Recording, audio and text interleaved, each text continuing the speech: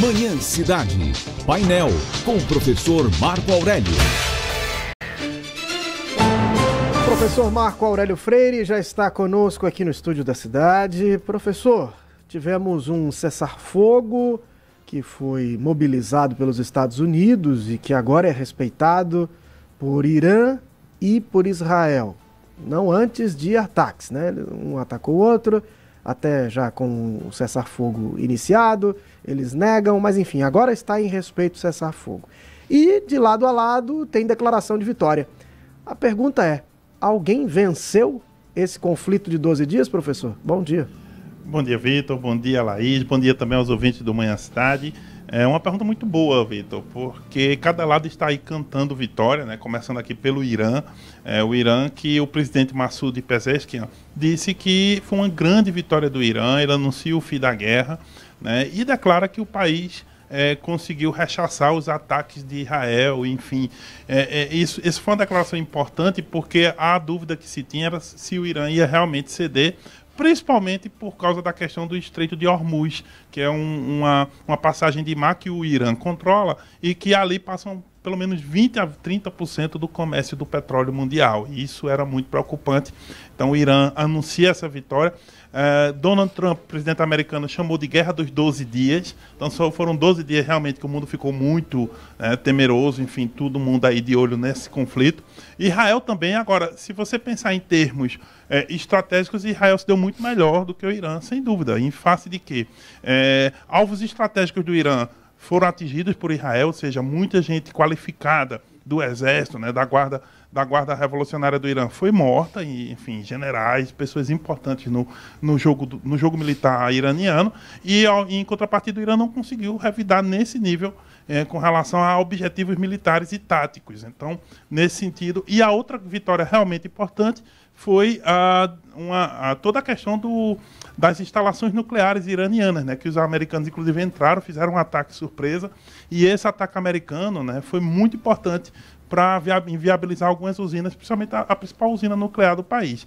Claro que os iranianos dizem que eles já têm uma outra instalação nuclear, que o programa continuará e que eles estão próximos de atingir o objetivo de chegar a 90% de refinamento do urânio para conseguir instalar bombas, fazer bombas atômicas. Professor, essa é a questão. Sobre isso, uma notícia de agora. O parlamento iraniano aprovou a suspensão da cooperação com a Agência Internacional de Energia Atômica.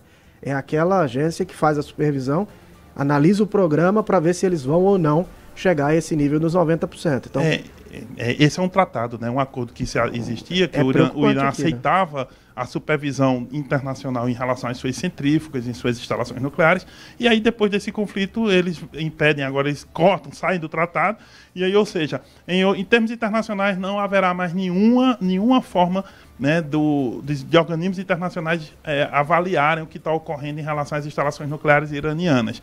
É provável que os americanos digam que, na verdade, é porque eles acabaram com as instalações e os iranianos voltaram à estaca zero. Porém, há uma guerra de narrativas, né? Para os iranianos, eles têm uma nova instalação onde eles estão preservando esse material. Bem, isso aí, a conferir, o cessar-fogo, né, agora permite negociações e vamos ver, né, quem vai sentar à mesa e se vão sentar à mesa para conseguirem estabelecer uma paz mais duradoura. Porém, o mundo ainda fica em alerta, porém a notícia é boa, é melhor parar a guerra do que continuá-la. Porém, a gente ainda vai ver os desdobramentos disso nos próximos dias. É isso.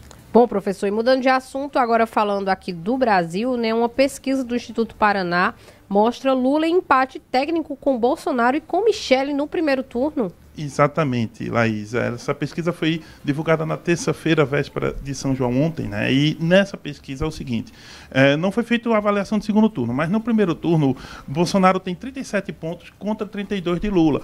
É uma diferença grande, mas ainda estão empatados considerando a margem de erro, porém com Bolsonaro à frente. Quando tira o nome de Bolsonaro, que nesse momento ainda está inelegível, e que se coloca o nome de Michele, Lula vence, mas vence por pouco também, né? 2 pontos a mais, enfim, o Lula vence, mas vence por pouco. Quando você ainda coloca o nome do Tarcísio, aí o Lula vence um pouco melhor, 33-24.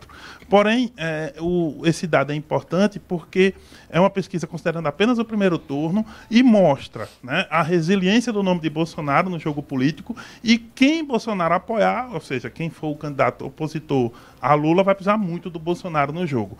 Um dado interessante e curioso é que o Ciro Gomes foi considerado nos levantamentos e a melhor posição do Ciro Gomes foi ter 13 pontos quando o Tarcísio entra no jogo. Quando é com o Bolsonaro, o Ciro Gomes chega apenas a 10, ou seja, mantém ali um voto de 2 dígitos, né?